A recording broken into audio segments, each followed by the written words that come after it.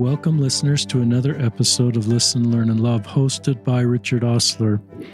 This is sometimes and oftentimes a really sacred place where a guest steps forward and shares sometimes a really painful and difficult life story, and doing that with the hope that it will help others that are walking a similar road and those of us that want to support people that are dealing with immense tragedy and grief. And with that sort of background, I'll introduce my guest joining us from her home in Nashville, Tennessee, Julie Cluff. Welcome to the podcast, Julie. Thank you. So excited to be here and have this discussion with you today. About 2 or 3, 4 weeks ago, I checked Facebook first thing in the morning. It's something I try not to do. And there was your post, and it talked about a little bit of your story. And I just felt impressed to include your story in our next book that's coming out in the fall of 2023, and also to have you on the podcast so that more could connect with your work. Julie's a married mom of 6 kids, 11 grandkids, but 2 of those kids died in a car crash on Mother's Day in 2007, which was also your birthday weekend. And you were driving and fell asleep, and 2 children died. It's sort of your worst nightmare as a mom. And you Absolutely. And so Julie's going to share her story. She's written a book. We'll talk about the book she's written. She has a podcast with 177 episodes. She has an Instagram account called Build a Life After Loss. We'll talk about that. We'll link to this all in the show notes. But our prayer is this will help you if you're dealing with sort of immense grief and tragedy, or there's somebody in your family circle walking this road and you want to do the right thing to help them. And Julie, this is not theoretical, unfortunately for you. It's real life. And with that, I'll turn it over to you to just start, if that's okay for an introduction. Yeah, absolutely. Like you said, we have 6 children. We actually have a little unusual route to 6 children. My husband and I were both previously married. I had 3 children that I brought to our marriage. This year is our 30th anniversary. And so we had I had 3 children, then we married, and then we had 3 more children, and we were raising all 6 kids together in a very um, idealistic, if you will, home life, and really enjoying our kids and enjoying their experiences. I was actually a homeschool mom. I was homeschooling my children, and on that Mother's Day weekend, we were living in Texas at the time, and I had decided to take my 3 younger children. My 3 older children either had school or work obligations and didn't go with us, but my 3 younger children, James was 12 at the time, Carrie was 10, and David was 8, and we were traveling east to visit grandparents in North Carolina. And we got up early in the morning, started on our trip. It was going remarkably well, which, if you have any children, you know that sometimes those road trips don't go remarkably well. But it was just going super well. The younger kids were in the back seat, entertained with their toys and their food and their snacks. And my son, James, was sitting next to me in the car, and we were just really enjoying the day. The weather was gorgeous. About halfway through the afternoon, traveling through Mississippi, I was expecting to make it to my destination before nightfall. We were traveling through Mississippi, and I fell asleep at the wheel, having never felt tired. Wow. I never felt tired that whole day. But I woke up in the median, bouncing along in the grass between the eastbound and the westbound lanes. And in my shock, I tried to bring my SUV back up on the highway. And when I did, I felt the wheels lift up off the ground, and we started to roll. And we rolled across 2 lanes of highway into the grass on the other side. And as we rolled, I lost my eyesight. I hit my head, lost my eyesight.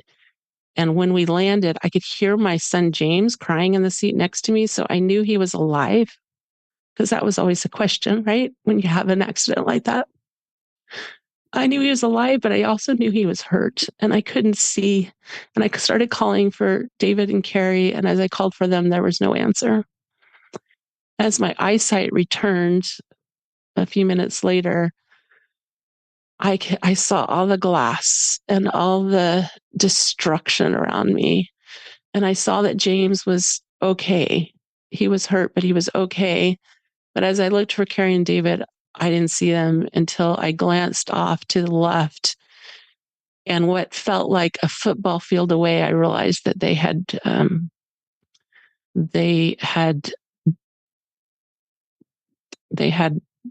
been thrown from the car as we rolled. And I was never able to get to them. I was, physically, mentally, emotionally stunned and wasn't able to leave the car, get to them. Ambulances arrived, and later that day, I found out that Carrie and David didn't make it; that they had died in the accident. But there were also so many miracles that occurred that day.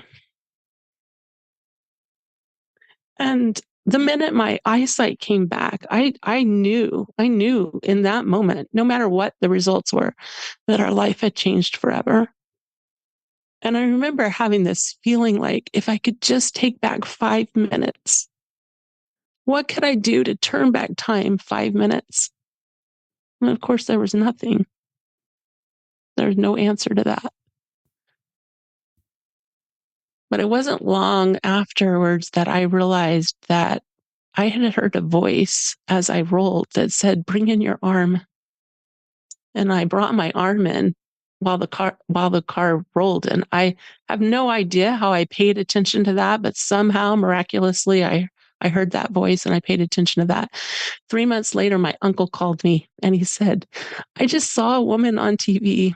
She was a dancer and she lost her arm in a rollover accident."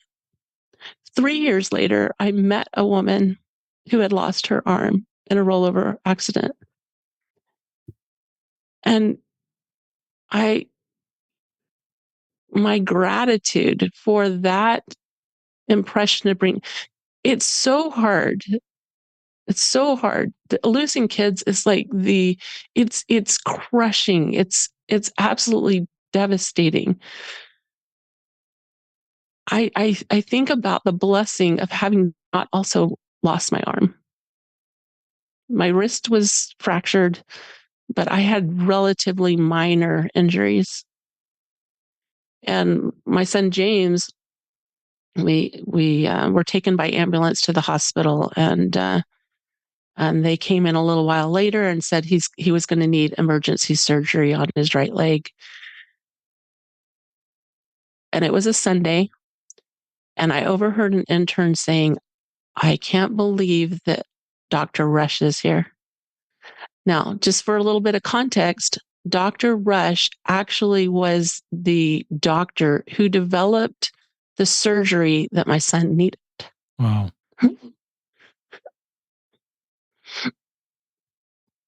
Another miracle that he had that level of care. That the hospital we were at was actually called Rush Memorial. It was named after his, I can't remember if it was his father or grandfather.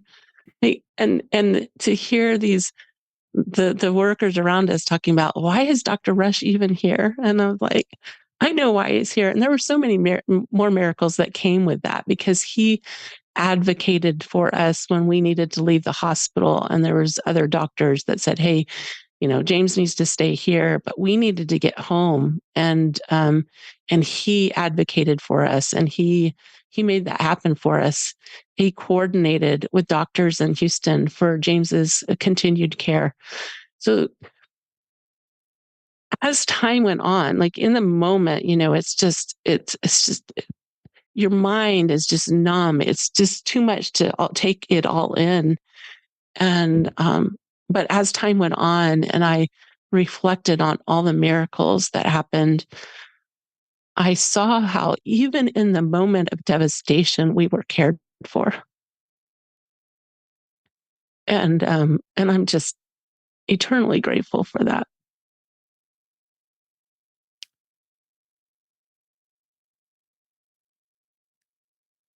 It's, just moving to hear you share that. I don't know if at the time you ever thought you'd talk publicly about this or ever be able to be in a place to write a book and talk about hope after grief. I love all the names you've used. Do you want to keep sharing your story? I've got some questions, Yeah. but I kind of I don't want my feeling is just, I don't know if there's phases you go through. There's this, uh, just keep sharing, Julie, like you probably are Yeah. used to doing. Yeah, absolutely. Um, like I mentioned, it's it's overwhelming, the whole piece. In some ways, there was a blessing in also being injured. My shoulders were sprained, and they seemed like really minor injuries for the circumstances, but my wrist was broken, was fractured, and I was extremely sore and bruised, as you can imagine, from being in an accident like that.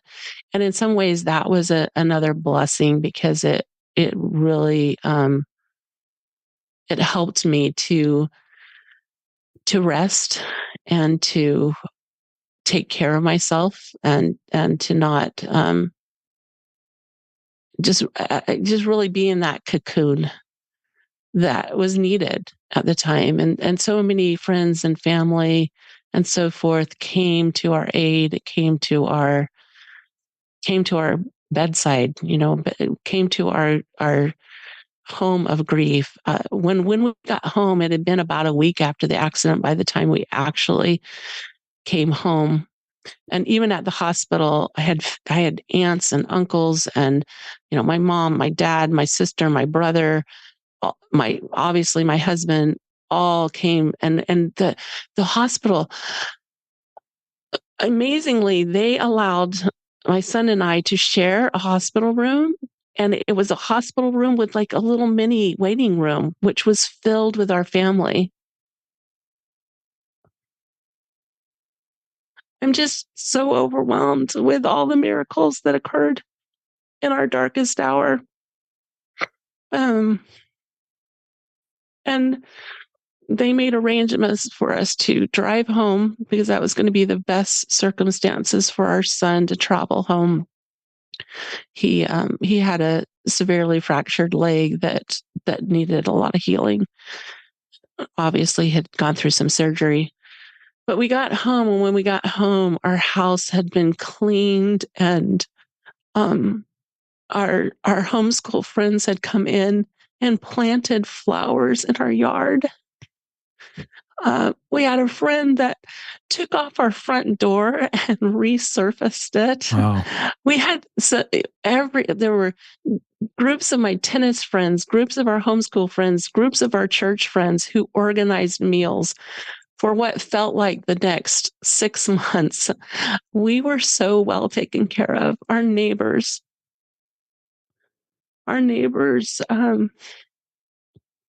they actually went out and collected funds from those who wanted to help, because they knew that, financially it's a burden too, to to go through an experience like that. This was before GoFundMe. this was a this was a very grassroots effort, and they presented that to us. Just the amount of service that was, that attended us was amazing. But we got home, and our home literally felt like a temple because of that service that we received, the love and the care.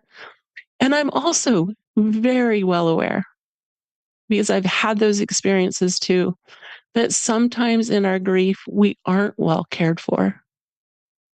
We have to advocate for ourselves. And sometimes that's the experience. But in this particular experience, we were well cared for. We had a funeral. There were over 900 people there. Wow. Some who traveled across the country to be there, friends, work associates who traveled long distances to be there to have a funeral for two children. The funeral home donated two coffins. They basically said, we're not here in the business to make money on children who have died. Wow. This was in Houston, Texas. And not only that, their protocol was to offer a certain level of coffin for that type of situation. But in this case, they actually donated a pink coffin and a blue coffin. Hmm. And it's horrific to say coffin, tombstone, burial site when we're talking about our kids. And in our talking about children who died, so often people say, we should never lose our children first. They should never go first, which I don't think is really helpful for us to say, because in fact, sometimes children do pass away. But that beginning piece, I felt so supported, so loved, so cared for. And I knew from previous grief experiences, from losing my brother, from going through a divorce, I knew that it was going to be hard, that this was all I could deal with right now, that it was okay for me to grieve. Like I was in this space where I just knew that it was okay to grieve. And I remember sitting on the back patio at my house, and I remember in that moment thinking, somehow I overcame the grief from losing my brother. Maybe it's possible that I can overcome this pain too. But at the time, I'm like, how that would happen was beyond me. But as time went on, and it just continued to be so, so hard. And I had PTSD from being the driver of the car. I went to therapy, weeks after weeks after weeks of therapy. And it, about a year and a half later, I started feeling like I should be doing better. And that's when things got really dark.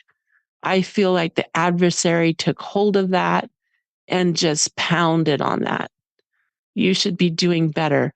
One of my first appointments with a therapist that I didn't continue to see, it was just an early appointment that we took when we took our family a couple of weeks after the accident, just to kind of get some thoughts and where do we go from here, had said,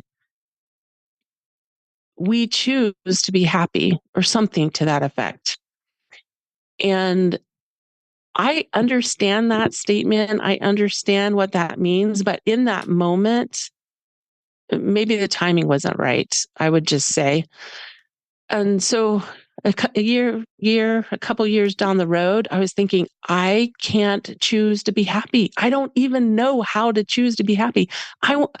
It was so foreign to me. I'm so disconnected from the experience that I was having, that I just continued to beat myself up. Not only that, but the tremendous guilt that I carried for being the driver of the car and watching my family suffer, and knowing that I was the cause of that was tremendous and unbelievably painful.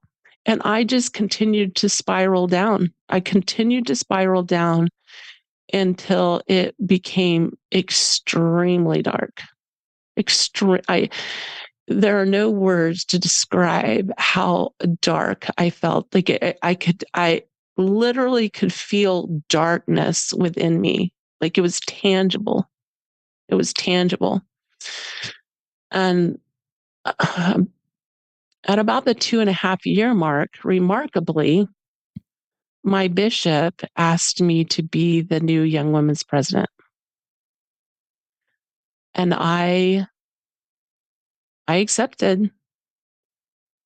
And I felt pretty good about accepting. And I actually, it gave me something to focus on. And I had been Young Women's president before. So it was like, okay, it was not totally unfamiliar territory. I loved the girls, but they were also my daughter's friends. Carrie would be young woman's age at this point. At that point, yep. And even one of her friends, when they called me, leaned over to her mom and said, "Isn't that too hard?" Amazing that a 13-year-old girl recognized that. Wow. And for the first couple months, I just threw myself into it. I went into organization mode, and pretty quickly we had new beginnings in February. So 2 months after I'd been called, it was new beginnings. And we had this amazing program with these girls, conducting the meeting and sharing their thoughts and sharing their testimonies. And the whole theme of our new beginnings was about motherhood, which felt inspired and correct in every way. But at the end of the night, there was a bouquet of roses, and each of the girls came up front and grabbed a rose out of the bouquet and gave it to their mother. And at that moment, I realized I was the only mom in the room who did not receive a rose from her daughter. And that's when my pain just exploded into that deep, deep darkness. And I kept telling my bishop, you need to release me. And the wise man that he was, he's like, for some reason, you're supposed to be there. We're going to leave you in place. And for 3 months, I suffered, and I was not doing the work, that I'd been called and agreed to do. And again, the people around me supported me, picked up the slack, and did the work. But at the 3-year mark, after the accident, my bishop said, I feel like I need to give you a blessing. And I remember sitting in that sacrament meeting, and there was so much darkness. It was like I was not even present.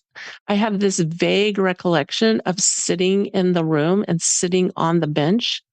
I have a vague recollection of moving from the bench to the bishop's office with my husband, and him laying his hands on my head and giving me a blessing. And within 24 hours, it was like I felt the darkness leave. I felt that darkness leave, and I felt like I could function again, and like I was myself again. There were still a lot of questions, don't get me wrong. There was still a lot of growth to do. There was still a lot of understanding and just work to do. There was still a lot. But the darkness had left, and I was able to start functioning again. And it was truly miraculous. I love you being. I will never, ever forget that. I love you being so honest about the darkness and about how, it wasn't week 1 or month 1. It was, sounds like 2.5 years, 3 years past that was the darkest. Because my experience is a lot of people go through that, and they need voices that have walked this road. Yeah. And a lot of times people want to hear, okay, well, how long am I going to have to be in this grief? How long am I going to have to be in this pain? And the answer is, I don't know. I don't know. But there's things that help, and there's things that hurt. And when we start saying, I should be doing better, that does not help. It's a process of learning compassion for ourselves, compassion for our experience, compassion for the pain, allowing the pain to move through us. I had an experience, if it's okay if I go back a little bit. Please. So you would think that Mother's Day would just be the most horrific day every single year for me. The first anniversary after the accident, both of my daughters, we were again living in Texas. Both of my daughters by this point were out in Idaho going to college. And we came home, my husband and I came home. It was that weekend of Mother's Day. We came home on a Friday night. We'd been out with friends. We'd been out with friends and gone out with another couple. And when we got home, we walked in the back door. Now, our 2 sons were at home. They were at the time, I think, 17 and 14. We walked through the back door, and here's these girls' backpacks at the back door. And my husband goes running upstairs thinking that the boys had these girls over at the house, entertaining them while we weren't at home. He goes bounding up the stairs. I've never seen him move so fast. I think he took 3 stairs at a time. And he gets up there, and it's our daughters. They had flown home. Our oldest daughter actually got married 6 months after the accident. So it was our 2 daughters and our son-in-law had flown home for the weekend.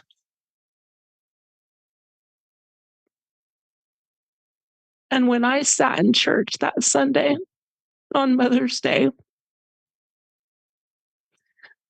with all my kids on the bench, except for Carrie and David, and no doubt they were there too.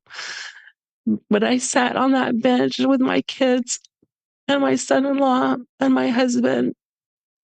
I was so overcome with gratitude for this wonderful family and for the blessing of being a mother.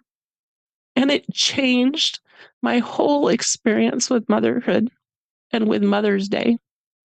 And I just moved into this like space of, and over time, I don't know that I had this realization then, but at some point in this process, I had this realization that if Carrie was only supposed to live 10 years and David was only supposed to have lived 8 years, because I truly believe no one is taken before their time.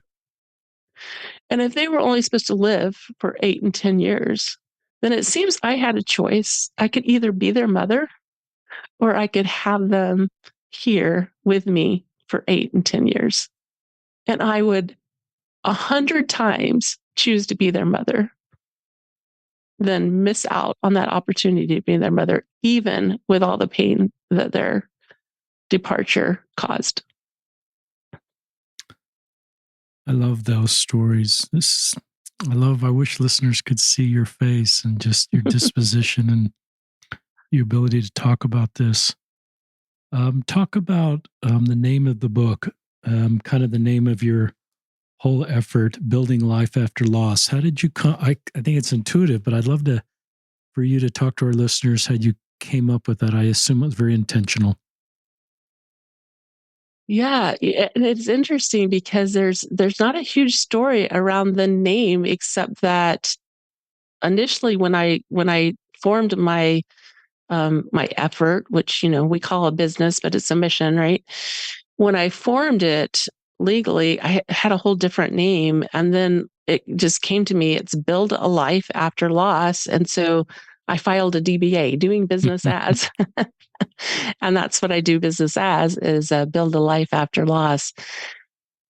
In 2012, so 5 years after the accident, I was picking up, if it's okay if I kind of move into like how all this came to be. Like, why am I was actually speaking with one podcaster. He was a therapist. I was on his show, and he said, I imagine when you were growing up, you didn't say, I'm going to be a grief coach. It's not something that a five-year-old dreams of. And certainly it wasn't something that I dreamed of either. But I, in 2012, 5 years later, my mom had been serving a mission, and I'd gone out to pick her up and help her drive back to Nashville, where she lives in. And she kept telling me about these friends, this couple that she just loved, that she worked with while she was serving.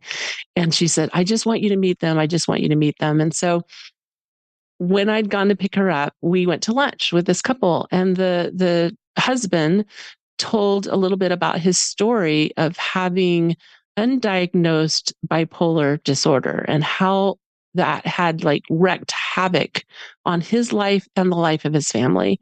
And that when he was finally diagnosed and received treatment and stabilized and knew what had happened, then now, at the time he's telling the story, he was helping other people who also had their life turned upside down by bipolar, and helping and supporting them. And it was just such an inspiring story that he told. I was just enthralled. And in the middle of our lunch, my mom said, Julie, tell your story. And I was very reluctant. I didn't tell my story then. And I just kind of looked at her like, why would you even say that? But reluctantly, I did share what had happened with Carrie and David. And as we were leaving that lunch, as we got up from the table and were walking towards the exit, this man that had just told shared his story, came up to me, put his hand on my arm and said, "You're supposed to do something with this." And it was like a lightning bolt through my soul. I had no idea what he meant, but I absolutely knew that he was correct. I knew in my soul, I knew that God had a plan for me. And even before that happened, I just kept thinking, there's some reason I'm still alive. There's some reason that I didn't die in that accident too. But when he said that, like it was just like, but I spent nearly 5 years trying to figure out what that something was. And it it it was like in my brain all the time and in my heart all the time, like, I know you said I'm supposed to do something with this, but what is it? And then I actually had somebody else say that to me too, almost the exact same thing, almost the exact same experience about, I would say it was close to 3 years later. Anyway, it took me about 5 years to figure it out. And it was a journey. It was not like, oh, this is what I'm supposed to do and start doing it. It was a process where I actually enrolled. I went back to college. I thought, I'm going to become a therapist. I enrolled in classes. I went to the first week and I knew instinctively I was on the wrong path. And I unenrolled immediately and thought, okay, this isn't it. I'm going to figure out what it is. And over time, what you see now, it, developed with a lot of time and effort. And yeah, but the book, I knew that I wanted to write something for my children. We live with people, but do we really hear their stories? Do we really know what their experience is? Even though our whole family went through the same experience of losing David and Carrie, we all didn't have the same experience. We all, every single one of us, my husband and I included, had a different experience with that accident. And to this day, I give so much credit to my husband. I don't know anybody else who would have stuck with me through all that, because I was a mess. I was an absolute mess. I can't even, I was an absolute mess. But writing the book was an interesting experience because I had this desire grew in me to write a book. Like I said, I wanted something for my kids, but also, that could be for the people that listen to the podcast and the clients that I work with and so on and so forth. And so I decided I was going to write this book, and I created a plan. And I looked at my schedule and I said, okay, this was almost 4 years ago now. I said, okay, in January, I'm going to start writing the book. I'm going to have it done in the spring. I'm going to launch it, that spring. And then a publisher reached out to me because I was going to self-publish. A publisher reached out to me and they said, have you ever thought about writing a book? And I'm like, well, that's interesting. It's interesting. And then when I met with them and they said, well, we have an opening if you can have it done in the spring. And I went, oh my goodness. Wow. That was my plan. And I decided to go with the publisher because that took off my plate trying to do the distribution and the actual having it printed, all that stuff. So I was super grateful for that additional help to get the book out. I love that you become a grief coach, and I believe you also then train other grief coaches. And I love that you went to therapy, went to those first classes and recognized that's not my path. And I think of Elder Holland's talk in St. George where they're driving and they go down a dead end, and it clarified the road they should go on. So I look at these experiences, listeners, sometimes when we try something and we feel pretty good about it and we quickly learn it's not the right thing, as not a step backwards, but a clarification of our path forward. And so I love this. There's no roadmap for you, Julie. I guess there is, with Heavenly Father and personal revelation, but actually put that into practice. You're on a road that no one's walked before. You don't have mentors that have gone, and this is how you walk this road of grief and then start to talk about your story and help others. So it's a very unique story, but the principles give perspective and hope for others. Yeah. Well, and I think it's, as I was reflecting on sharing today, I was thinking about how at the time the accident happened, it's like, oh, I hope I can put this into words. When things happen, we have what we need to heal, but we're not capable at the moment. So in other words, in that moment, when I look back, I think all the things that, excuse me, all the things that I needed to understand, and I knew in that moment to a certain extent, but I couldn't integrate it. I needed the time and the space and the growth to integrate it. I didn't have the strength. I didn't have the strength to just set grief down and, move forward. I had to develop that. When we're called to do hard things, which if we think about our grief experiences as being called to do hard things, then we don't always have the strength to face those things in the moment.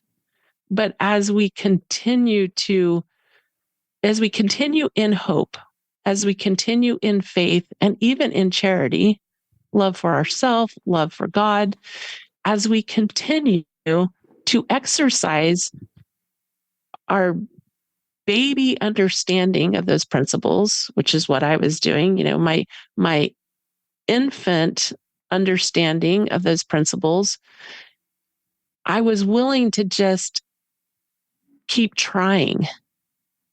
I heard someone say one time, try to try.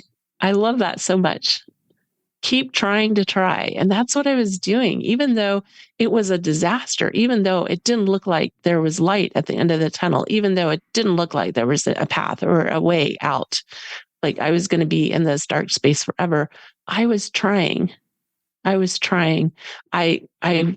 rejoined, or I continued to work with I continued to play with my tennis team, my neighborhood tennis team, who were so supportive of me. And that was a wonderful outlet to be outside moving. And that was a huge outlet. I continued to go to church, even though it was really hard.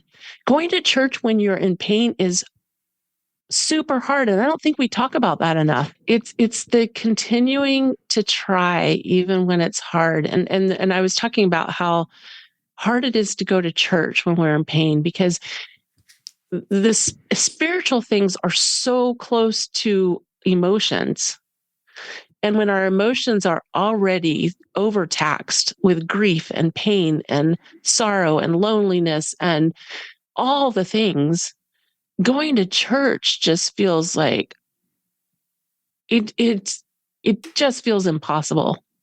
I can remember going and thinking, I can remember thinking, if I show up like I'm okay, then people are going to think I don't love my children. This is a crazy thought.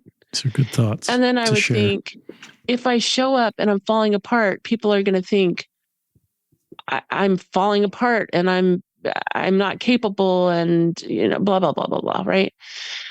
Oh, it was just hard. It was just hard. But I showed up anyway. week after week, I showed up and I just kept trying.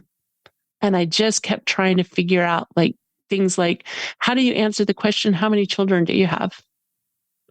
That was hard for a long time. I didn't know how to answer that question.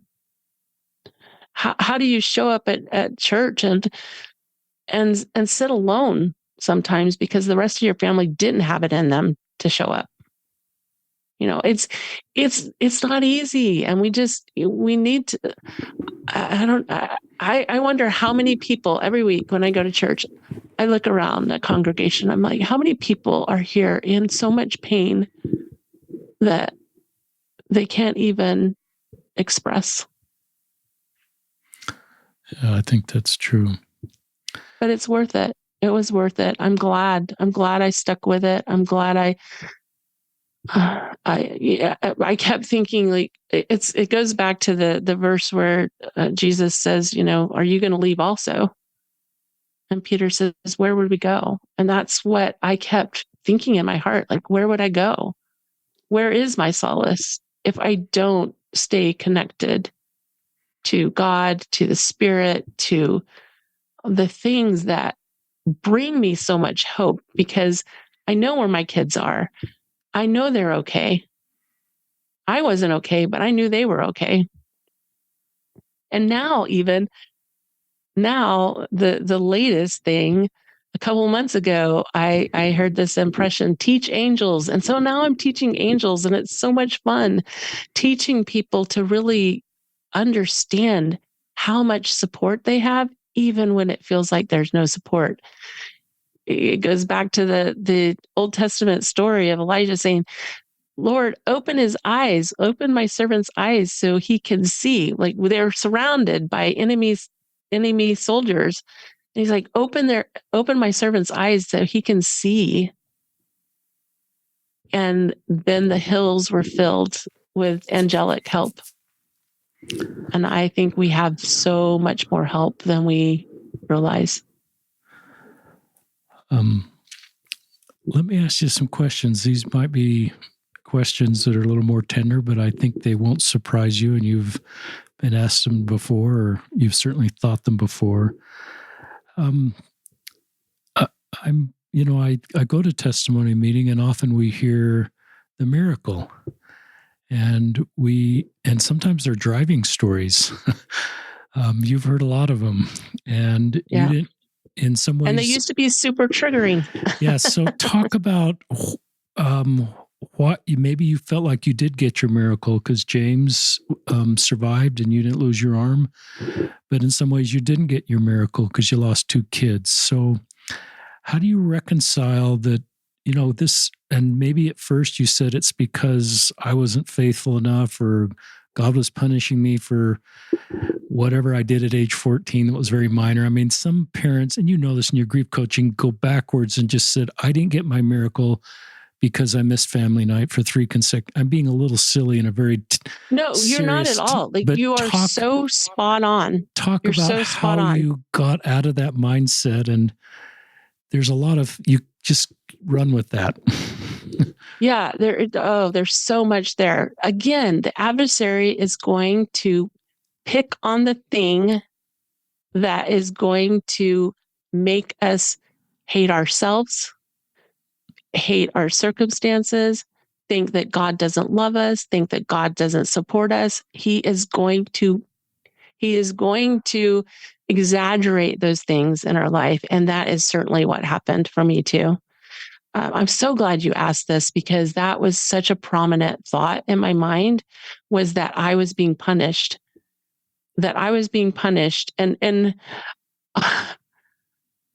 one of the things that I thought possibly was one of the reasons I was being punished is because I took this drive on a Sunday. True. I mean, isn't that just like the craziest thing? You might even fill the car up with gas on a Sunday before the drive. I did. We went to, I think it was Taco Bell for lunch, right?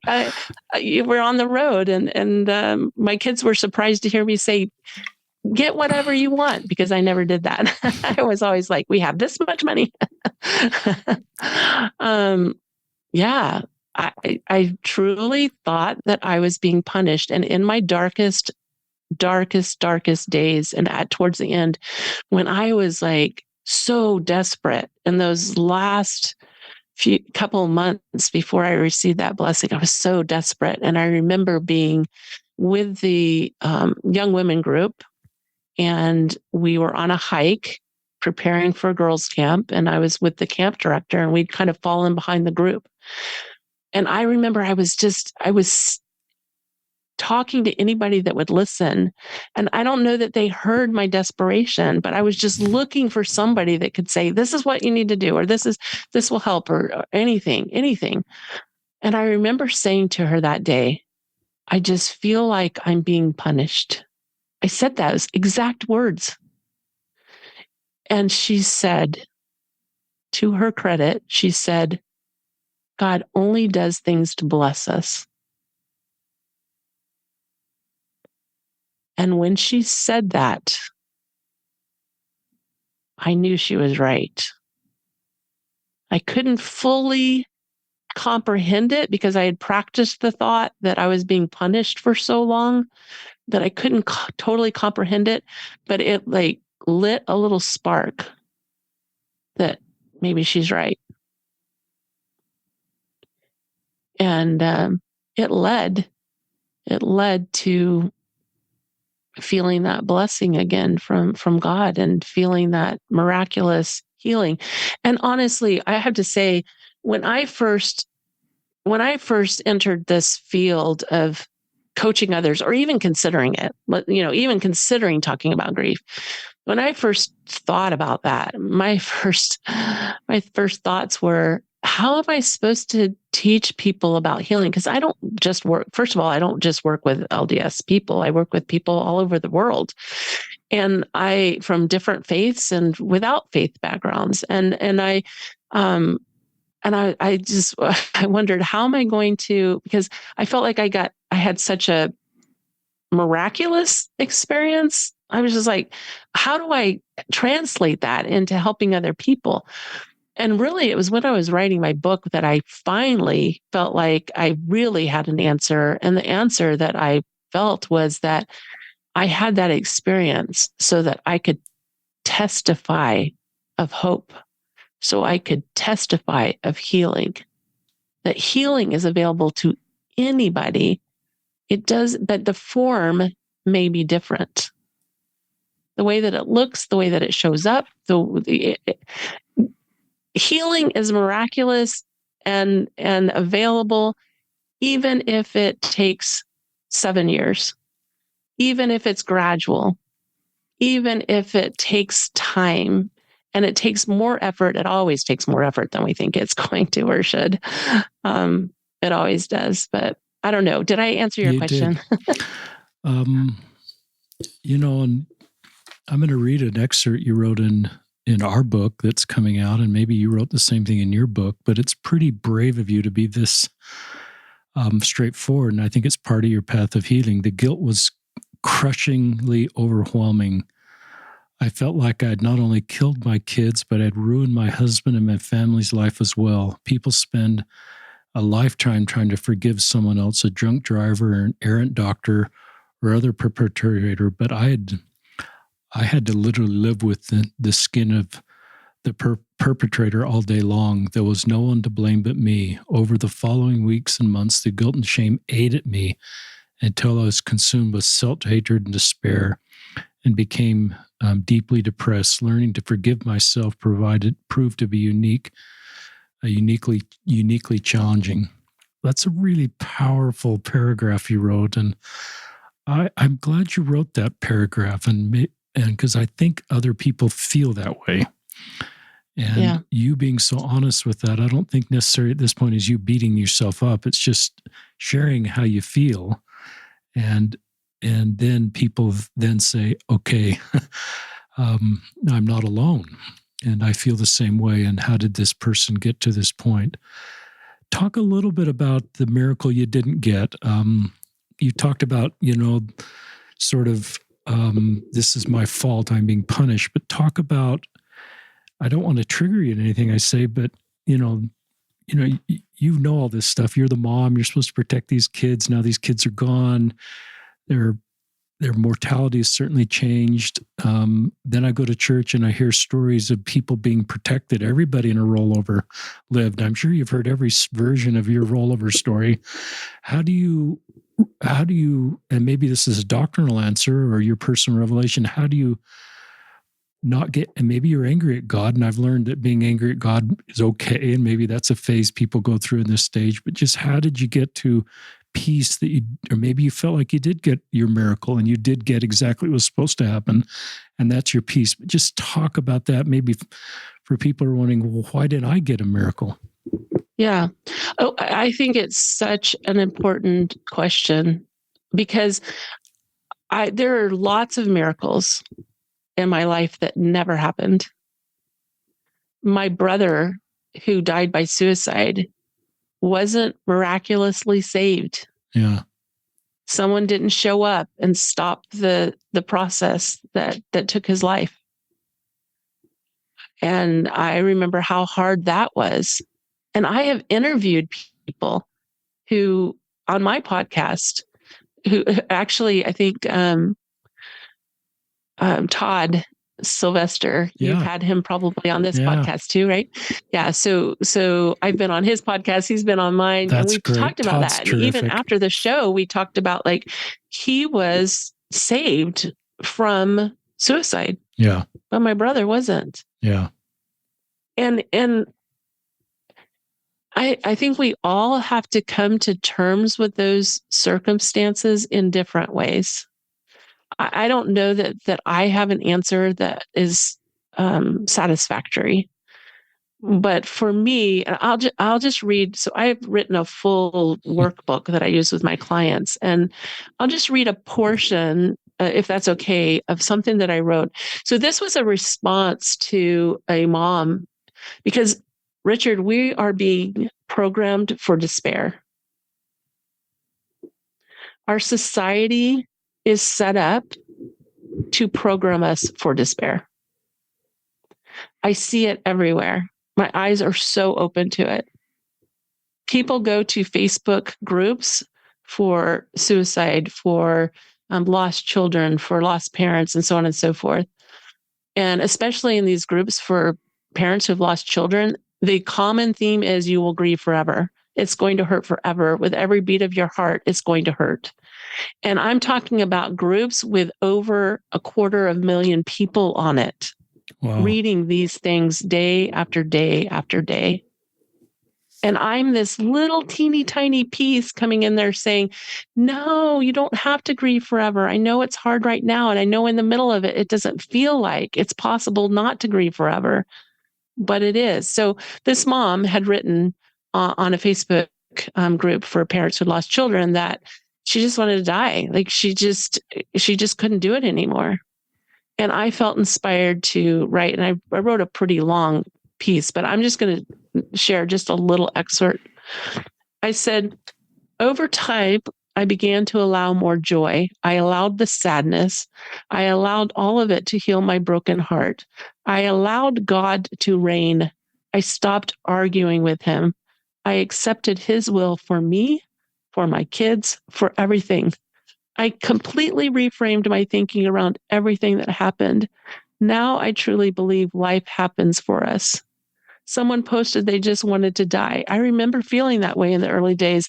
I remember feeling like life could not and should not exist as it existed right then. It's a horrible place to be. It's excruciating. Please, please get the support you need to live. Please open your heart to hope that there are better days ahead. I stand as testament that there are better days ahead. I love my life now. I live in joy and peace, although not without struggle.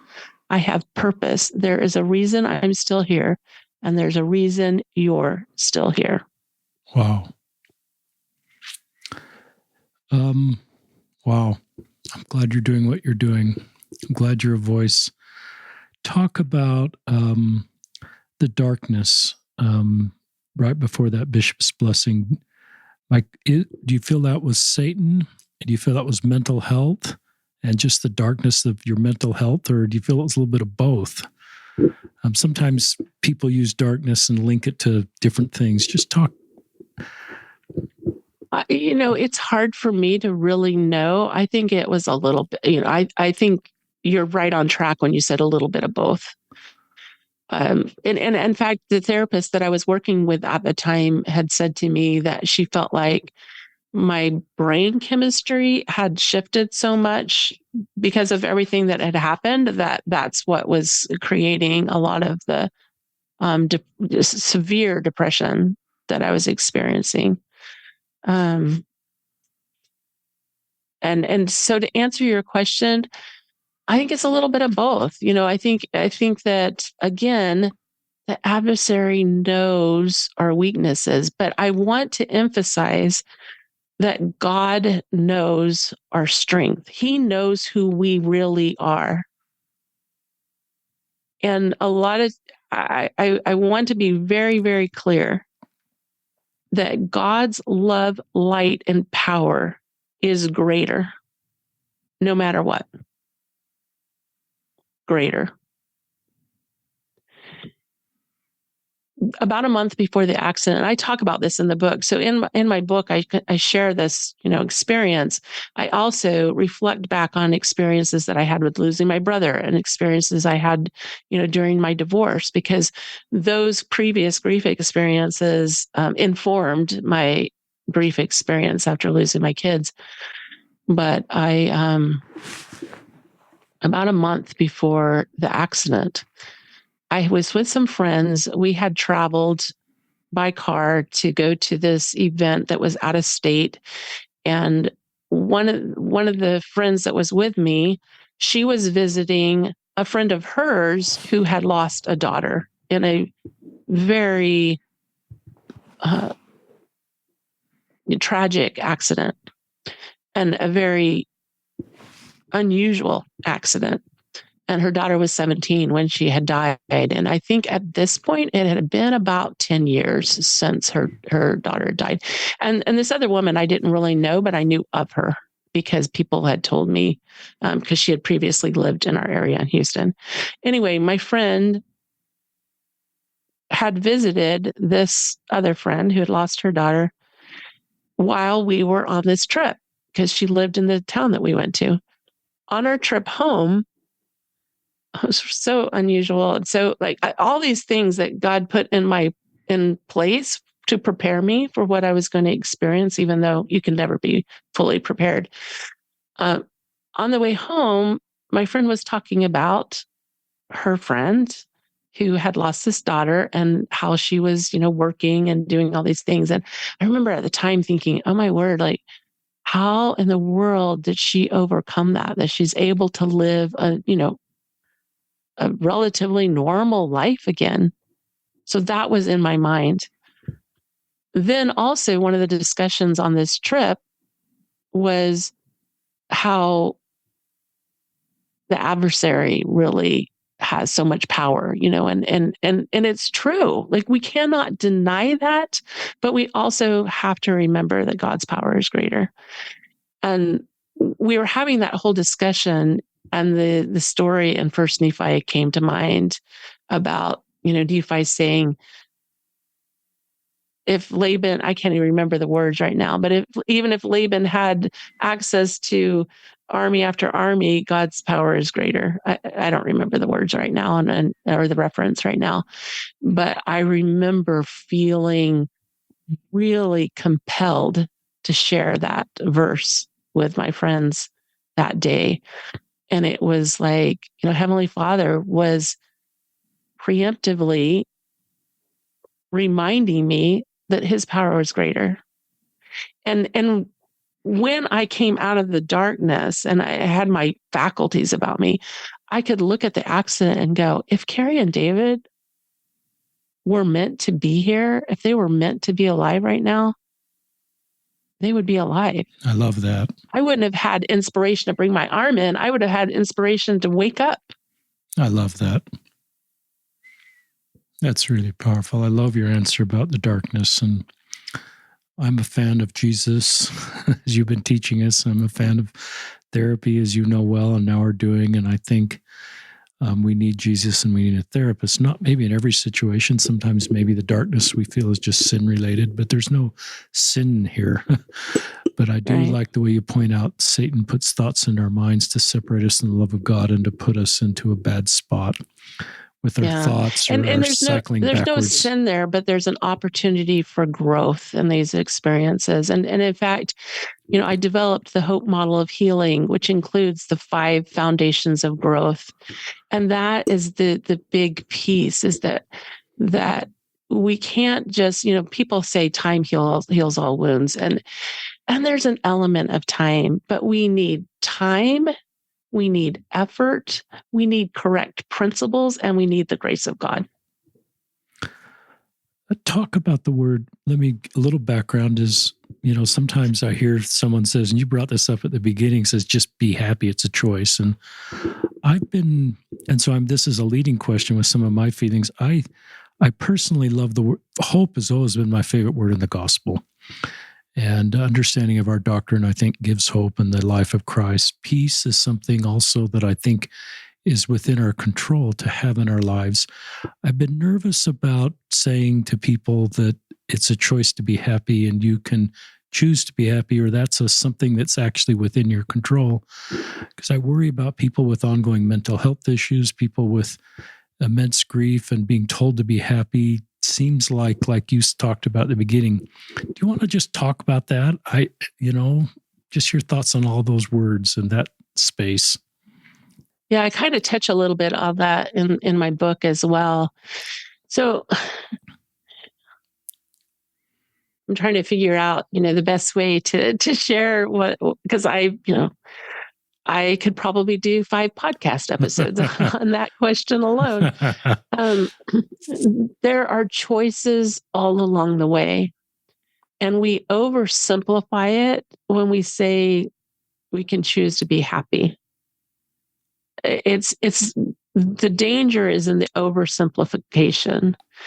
I think there's a lot of danger in bumper sticker slogans in general, like time heals all wounds. We want things to be simple. We want things to be easy. And so we gravitate to these types of phrases and these types of things. But the fact is that it's both hard and simple. It's challenging and possible. So it's not one thing. It's doing the little things that are important over time to create the momentum and to create the result that we want.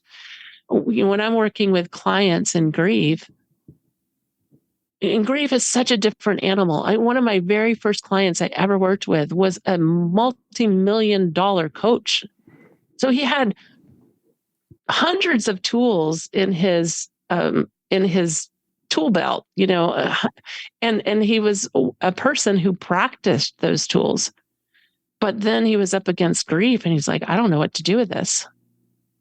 So grief is a different animal. I will say that it is a different animal. And sometimes we take some of these slogans, or we take some of the life coach skills or tools that are so prevalent now.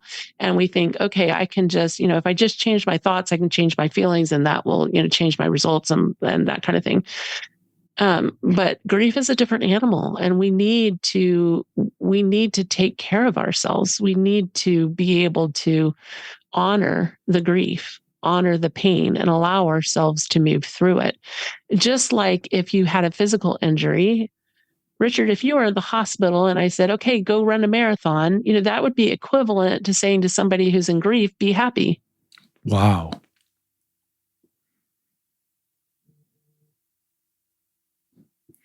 So it's honoring the process. It's honoring the experience. It's recognizing that grief is normal and natural. It's a part of life. It's a part of our experience.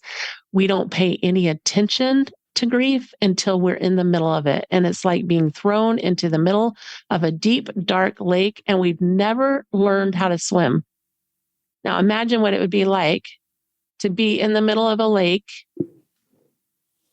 and never knowing how to swim. And that's what it feels like when we're in the middle of grief, because we have no idea.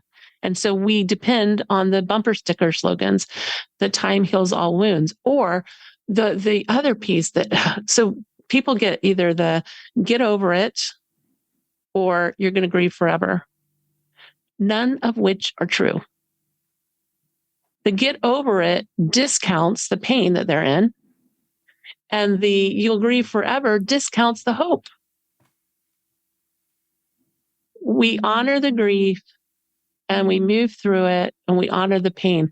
I will also say, and a lot of times, and especially I see this in the gospel, when people are literate in the gospel of Jesus Christ, a lot of times people want to go straight to gratitude. And I did a little bit of talking about gratitude today because gratitude is powerful.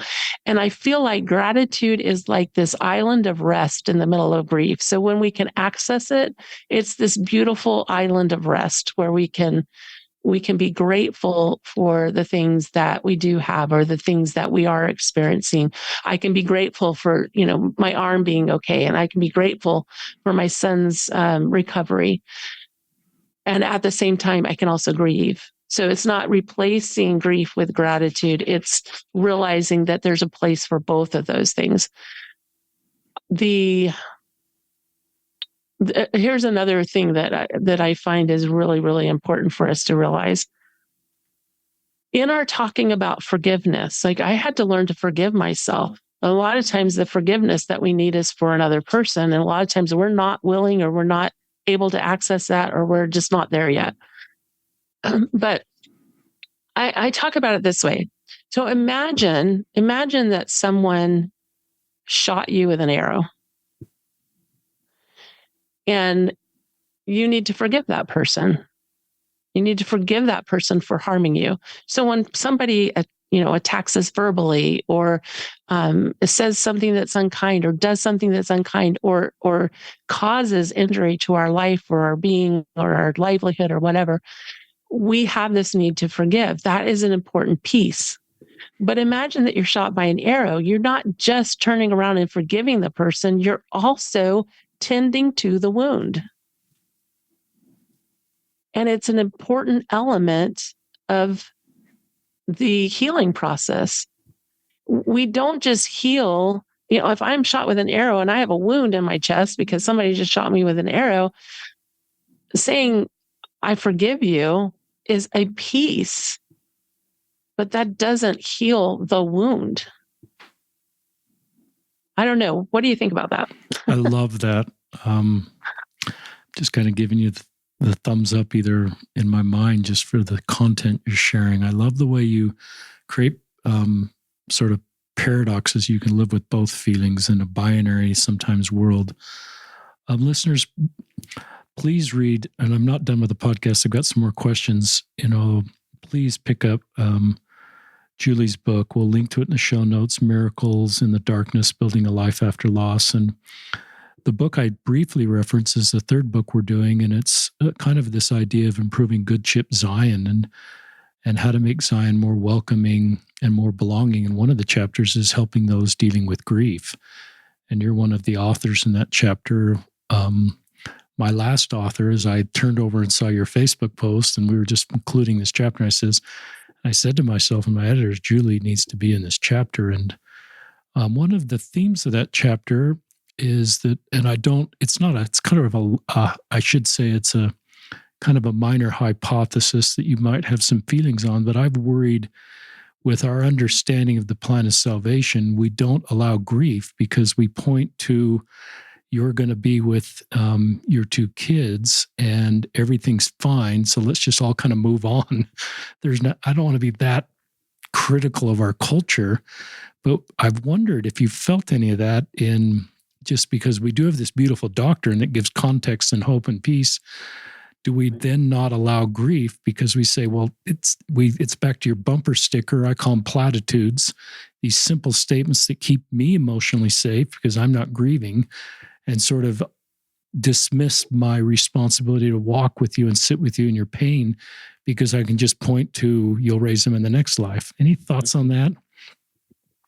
Yeah, so many thoughts on that. And in fact, I will say that this is not just a common experience in our church. That's It's good a common perspective. experience in Christianity in general.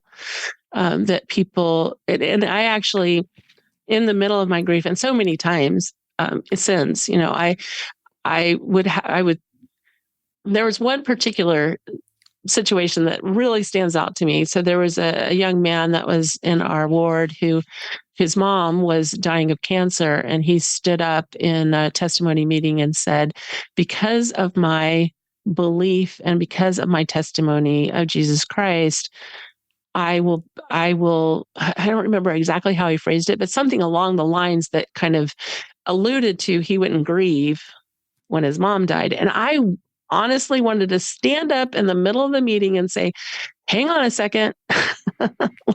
let's look at that a little closer. And so many times I have heard things like that or something similar. And again, we're discounting the human experience. We're discounting the pain. And I do think that I've experienced losses since my kids died, and I'm in a totally different space now, obviously, with the work that I do. That doesn't mean that I don't still grieve, but it looks very different for me now because I understand grief. I understand the process. I understand what I'm experiencing. So I'm not heaping additional pain and shame and guilt and everything on top of myself for grieving, which is what we do. We have to be willing, and it's so hard. It's so hard in general. And one of the reasons that people in general, not just in our churches, will say things like, just get over it type comments is because they want to feel better. Yeah. And if I can convince you to just get over it, then I can feel okay too. That's kind of the come from. And it's just I mean, I laid in the hospital after Carrie and David died, and this was another miraculous moment for me. I laid in the hospital and I had this realization that I needed to be how to say this, that I needed to be okay with what other people said and did around what happened, because and I think that, again, this was a blessing from the Spirit saying, Julie, there's enough pain. You don't need to worry about what other people are saying and doing. I think that was part of that. But I see so much pain in the people that I coach because of what other people say and do, but we're just ignorant. We just don't realize. And so if you're grieving and your friend has said something, equivalent to just get over it, or your friend has said, are you still upset about that? I mean, I hear people who have lost their husband, and 2 months later, somebody will say to them, you're still dealing with that? I'm like, oh my gosh. Yeah. And it doesn't help any that, I don't know if I should go here, but it doesn't help any that the association, the Psychology Association has now created a new diagnosis of prolonged grief disorder. That if somebody is grieving longer than a year, then it's a disorder, which I don't ascribe to. I think that grief can last as long as it needs to last for us to move through it. But what lasts so much longer is that we have so much pain about grieving. Interesting. Because we're not only grieving, we're having so much judgments of ourselves for grieving. Wow. And this idea that we have to just get over it in a minute is not valid. Can I share another idea around this? So I often think about, and you haven't had this experience, Richard, but I have. I had 6 children. And when you have a child, your body changes. Your body expands to accommodate the child, right? And the baby. And then when the baby is born, it's not like the next day you're wearing the same clothes you were wearing before you were expecting a baby. it takes time. It took you 9 months to get into that, condition. It's going to take you a little while for your body to adjust, and it never goes back to the same. It's the, if it's okay to just use that same scenario, you've experienced a huge change. When people go through grief, they've lost a spouse of 40 years, they've lost a child, they've lost a marriage, they've lost a career. When they go through these losses, they need the time to accommodate the major change. It's a wound. It's an injury. And I always love to use physical analogies because we understand We that. understand. Like if you broke your leg and I said, okay, well, tomorrow you're running a marathon, you'd look at me like I was crazy. Nobody would ever do that. And yet, how many times do we do that to people who are grieving? So if you are the person who is grieving and your friends don't understand and your family doesn't understand, and they don't know why you're still grieving, please have self-compassion and have compassion for your family and friends. When people would say things that were less sensitive, I would often think they don't understand. And boy, am I glad they don't get it. Wow, there's because this is hard. a lot of grace in that and spiritual maturity, Julie. Well, it's like I said, when we go through these things, it's not that we're capable of going through them, but through the grace of God, through the grace of Jesus Christ's atonement, we can gain the strength. Somebody asked me one time, how can you allow Jesus to comfort you? And I thought that was such a fascinating question. And so I did a little research. I'm like, what does that even mean? I looked up the meaning of comfort. I love the 1828 Webster's dictionary. And in that dictionary, one of the words to describe comfort is strength.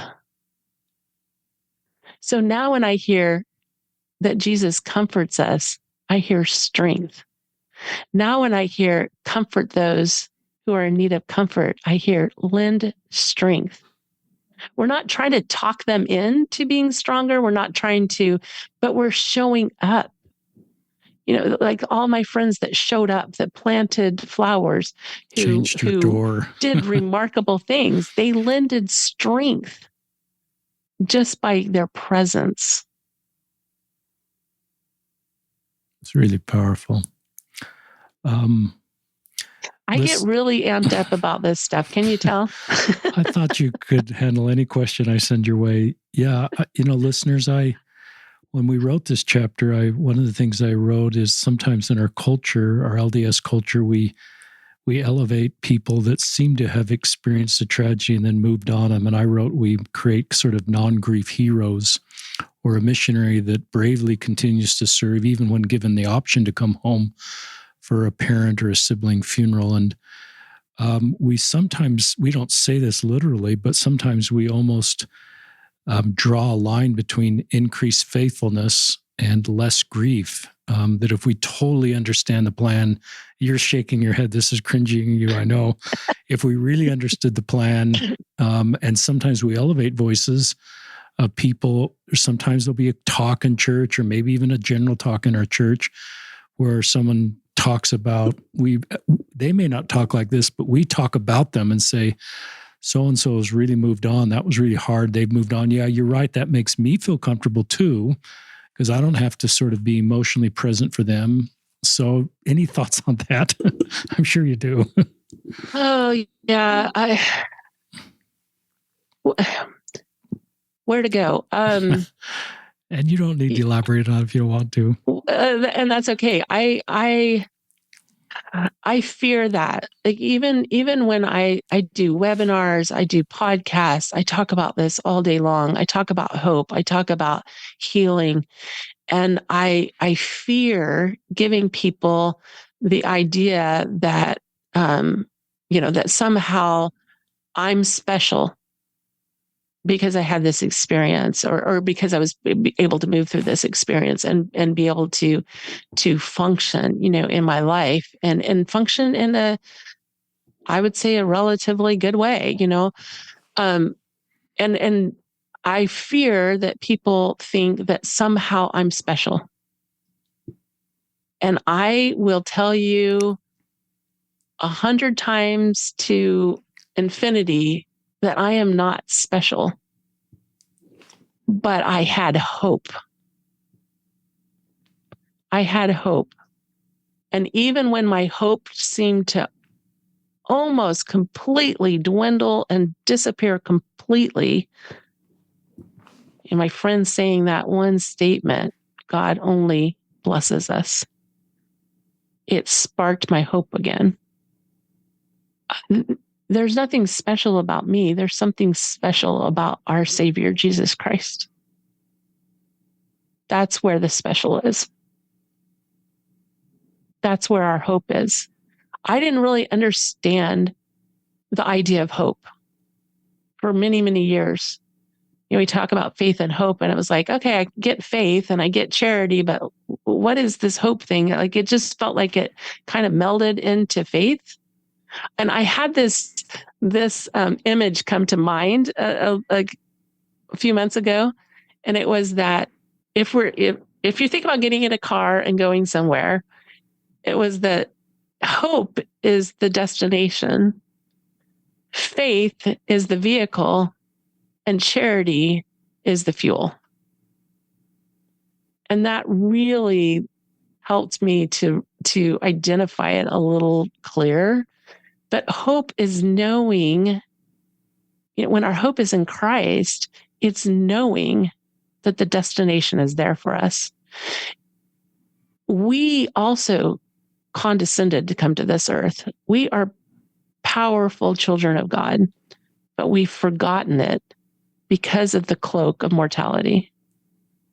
We've forgotten how powerful we are.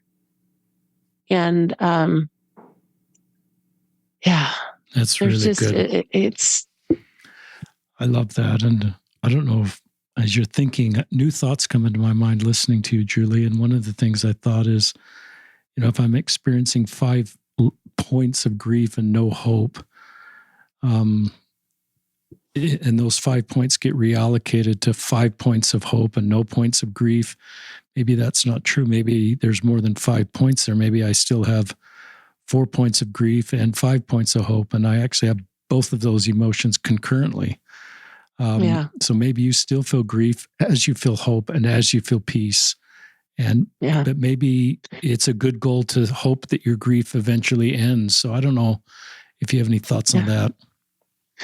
Well, I will say that, a lot of times people will say to me, I remember actually being in a bookstore looking for my book on the shelf, and the young man that was helping me, we ended up talking just briefly, and I shared just a tiny bit of my story. And he says, well, I imagine you'll grieve forever. And I said, no, I literally do not grieve my experience with losing my children anymore, or my experience losing my brother, or, and I know that's hard to understand, but I also have new grief experiences. Interesting.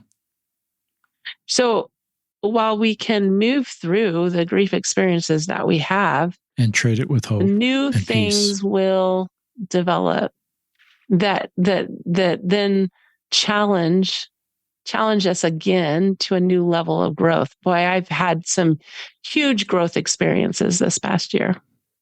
Great answer. Here's a question I wrote. Listeners, I'm down to the end of my questions. So we're probably wrapping up this podcast, but this is a question that came to my mind way at the beginning. And I wrote down the word spouse conflict. And in your coaching, you may have situations where, we all know you were driving your car. That was a joint decision between you and your husband, and he flew, and this happened under your watch, so to speak. And I also recognized that you had no history of falling asleep. You didn't feel you fell asleep, and maybe there was some tension between you and your husband, but just, I don't know, it's kind of a hard thing to do in just a short segment, but any thoughts on where there's tension in a relationship where under someone's watch, and it's generally the mom because the mom is more around the kids than the dad. That's certainly been true in our raising of our kids. My wife is 80%, 90% of the time sort of with the kids and doing all these things with them. So it's more likely to happen under a watch. Just my mathematical mind would take me there. But talk about that. Well, interestingly, when I first had my oldest daughter, I remember my pediatrician saying to me, be really careful, because if something happens, I don't remember exactly how she said it because it's been so long ago, but something along the lines of, if there's an accident, something happens to your kids, most marriages end. Wow. It will destroy a marriage. And so that was part of my thought process too. When the kids died, is like, my marriage is going to end now too. Right. That was, it was not only did we experience losing two children, but it was also a second marriage for both of us. So the statistics were against us. And this gives me an opportunity to talk about statistics. Sometimes we use statistics against ourselves. Interesting. So, like, for example, if you're diagnosed with something and the doctor says you have a 60-40% chance, 60-40 chance of surviving this, 60% chance that you're not going to survive, 40% chance that you will survive. What do we think? What do we focus on? The 60%. But what about the 40% that survived? So if statistically everything was against us, and honestly, it was horrific. Our relationship was just in shambles for a long time. And I remember my aunt saying at one point, who was a social worker, she said, think of it this way. Well, she told another family member this because they were saying, I don't know what to do. This is happening, with my husband and I, and she was concerned about what was happening. And so she talked to my aunt about it. My aunt said, look at it this way. They're like two people in separate hospital beds. They are unable to help each other. And boy, was that a great image. Like and then a few years later, not long ago, I was in a book club and we read this book about, it was a fictional book, but it was about this couple who had lost a child, and they were basically living separate lives, living in the same house, but separate lives, both in pain. And in this book club discussion, I was brand new. Nobody knew who I was. They didn't know my story. So I didn't say anything. But I thought it was really interesting that in the discussion, one of the ladies said, well, I don't know why they didn't come together during this time. Why are they separating in their pain instead of coming together and helping each other? And I wanted to say, I know why. I know why. and I think that's maybe the misconception that somehow that we should be united in that experience. And I think there are places when we become united, but men grieve very differently than women. Everybody grieves individually, differently, uniquely. We don't understand our own grief, much less how somebody else is handling the grief. And so much of my coaching is around relationships for so many reasons that I could go. I've done whole podcasts and whole webinars on this. It's like somebody with a sunburn, you go up and you pat them on the back and they go, the person who's grieving, the person who's experienced a loss is in so much pain that anything triggers them. And so imagine two people in a lot of pain and all the triggering that's going on in that relationship. Oh, if we can be patient with each other and just stay in that place of commitment. Commitment is the key. And that's where I really, truly give so much credit to my husband, because he stayed by my side, even though there were moments where I was like, I want him to show up this way. I want him to do this. I want, I had those things too, right? I still do. I still have those moments where I'm like, why isn't he showing up this way? Why isn't he doing it that way? We're all different. We're all going to show up differently. We're all going to go through our pain differently. We all have to, we have an opportunity to honor the other person's process and to just stay in commitment. I'm not even going to say love. I'm going to say commitment. Because when your emotions are so overwhelmed, sometimes it's the commitment we can access, not necessarily the feelings of love. That was a terrific segment. I love the visual of hospital beds. That's the reality of where you were. And that takes me to just what you said. We can't heal each other. We can't be each other's savior, but we can have common goals and commitment. And so maybe, and then we eventually heal. Maybe we help heal each other a little bit along the way, but we're in different hospital beds. And, and so I love that vision. I love you coming back to physical analogies to understand a mental health issue. I love the word commitment. And I think that gives hope to other couples. Say, yeah, we are committed. We want to make this marriage work. We do have that fundamental goal, but we are in different hospital beds right now, or we're in, and we need other resources than just each other. We can't heal each other. We can't always. Maybe we can do helpful comments, supportive comments, and be present, but sometimes we need the Savior to heal our wounded heart, and therapists, and just time and a recognition of common goals. Right. Yeah. Well, and there's so much to live for. Not only to live for, there's so much to live to. How do I say this? There's so many good reasons for the marriage to continue. Yeah.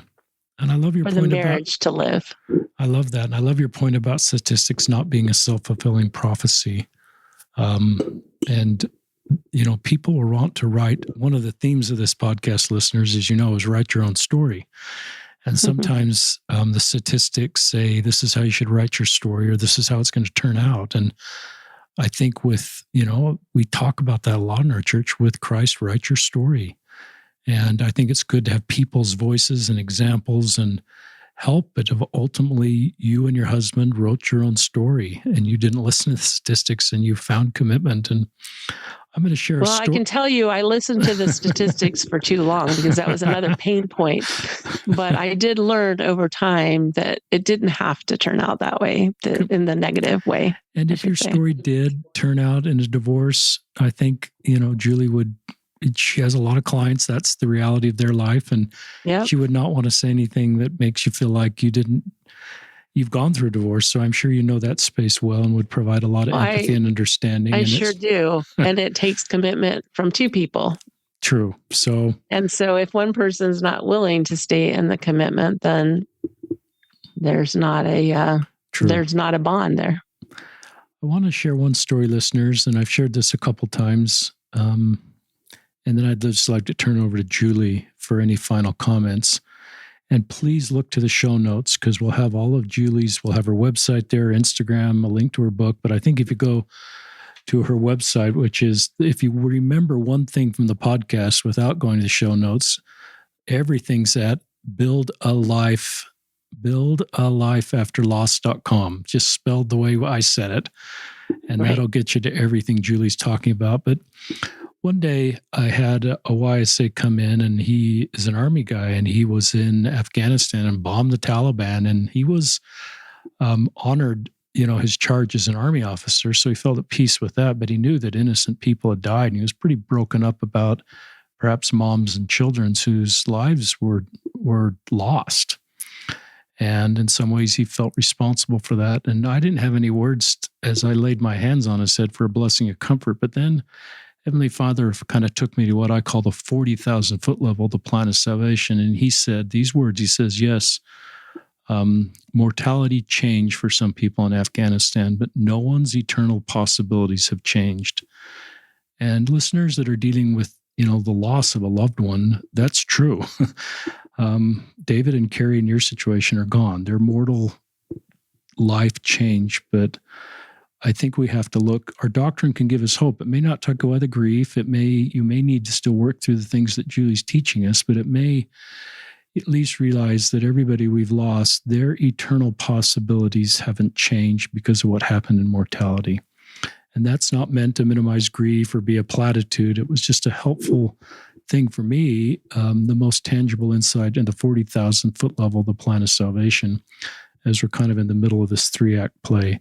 But I want to turn it back to you. You've been a terrific guest. I've just felt impressed not to shorten this podcast and not to stick to, we usually stick to about, 75 minutes. I just felt impressed. There are listeners that needed to hear some of these final segments that are just exactly what they've been looking for. And your voice, that's a voice of authenticity, I can't say that word very well, is so needed. My wife teased me because I can't say long words very accurately, and my kids know I can't spell a single word. But go ahead, Julie, for any final thoughts. Well, I would say that not only do we grieve some of the typical things that we think of, like death and even a career loss or a divorce or something like that.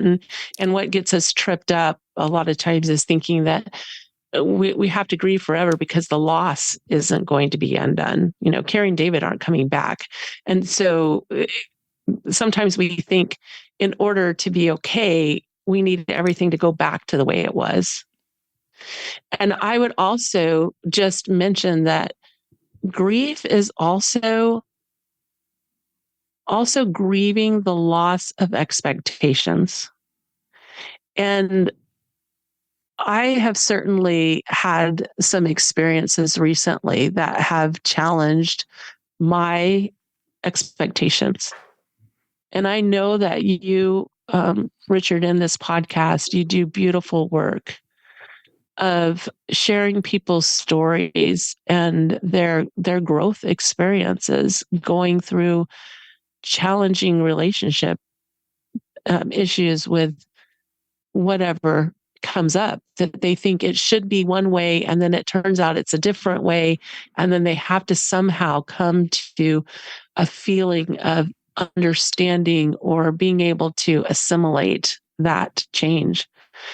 And I just offer I just offer that it's okay to grieve the expectations. It's okay to experience the pain of things being different than what you expected, and growing through the experience of growing your compassion, growing your love, growing your trust in Jesus Christ, growing your trust in life and in the plan. And that no matter what things look like right now, it's not the end. We're in the middle of our second estate. When we leave here, we will still be in our second estate. There is still time. There's so much hope. The hope is unbelievable. So whether you're grieving the death of a child or grieving the expectations that you had that are now different, allow yourself to move through the grief and keep that hope alive. That even those things may look messy right now and not the way you expected, and you're still trying to figure out, you're trying to navigate that. The most important piece is that we stay connected to the Spirit of God. We stay connected to the Spirit of Christ, and that we love. And I think that is what I love most about what you do here, Richard. Thank you. There's a lot of people just like to come out of their microphones and give you a big hug, Julie. You have touched some people in a way that perhaps no other guest or no other podcast has done. You have a really beautiful and unique and needed ministry, and thank you so much. I've personally been moved. You've helped me. Well, thank you. Julie. It was an absolute delight and pleasure. I love any opportunity to talk about hope. So listeners, we will sign off. This is Julie Cluff from Tennessee and Richard Osler from Salt Lake signing off on another episode of Listen, Learn, and Love.